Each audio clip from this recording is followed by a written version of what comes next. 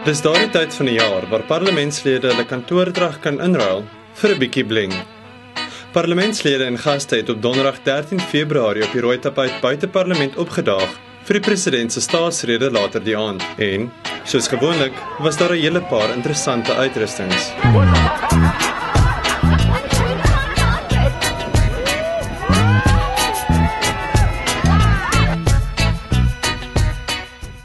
Oud-president Nelson Mandela se ex-vrou, Winnie Mandela, was geklee in swart, terwyl sy kleinseun Mandla Mandela tradisionele drag gekies het. Een gas het 'n rooi tapuit glipsie gehad toe dele van haar rok begin afval het. En dan was daar diegene wie se klere dalk net te knap gesit het.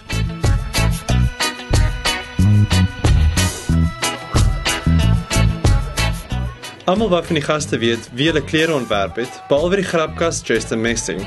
Hy wou iets anders by die openbare beskermer toe die Madonsela uitvind. Okay, dankie. Windsor and Kandla report coming, that's all we get. Don't worry about your dress. Kandla report. And Kandla report. And Kandla report. Lady public protector.